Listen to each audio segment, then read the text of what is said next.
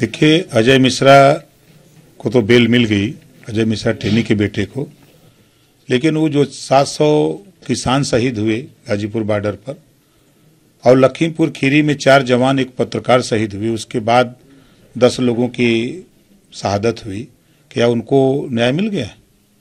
ये कहावत है, सैया भय अब तो कोतवाल तो अब डर काहे का।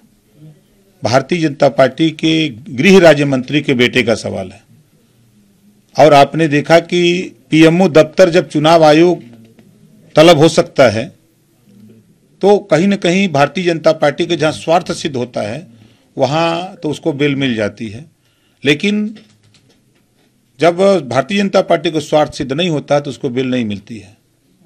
ये भारतीय जनता पार्टी के लोग किसानों के साथ, जो हमारे 700 जवान किसान शहीद हुए, जो लखीमपुर खीरी में 4 किसान एक पत्रकार शहीद हुआ, उसके बाद 6 लोग शहीद हुए, उनके साथ अन्याय है।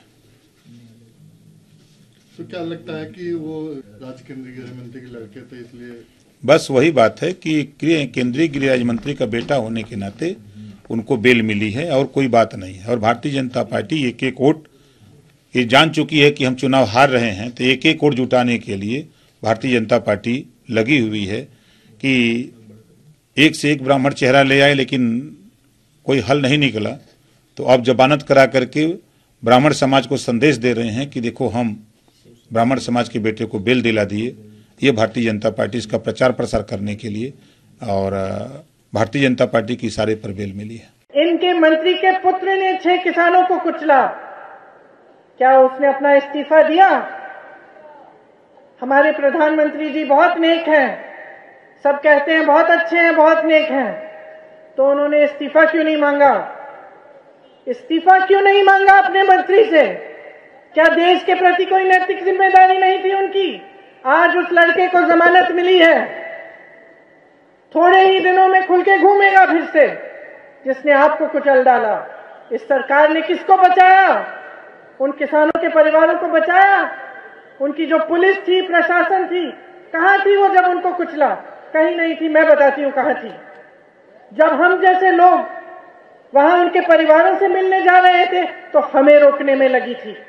पूरी तमाम प्रशासन, तमाम पुलिस सड़क पे खड़ी थी, बीच रात तक, 4-4 बजे तक। हम किसका नुकसान करने जा रहे थे?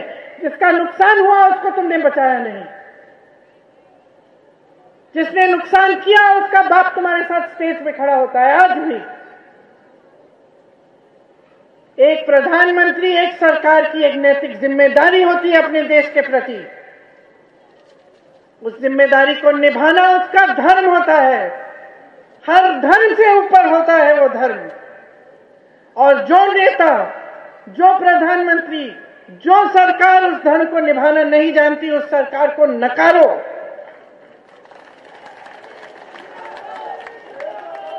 समझ लो कि आपके सामने क्या खेल खेला जा रहा है, समझ लो।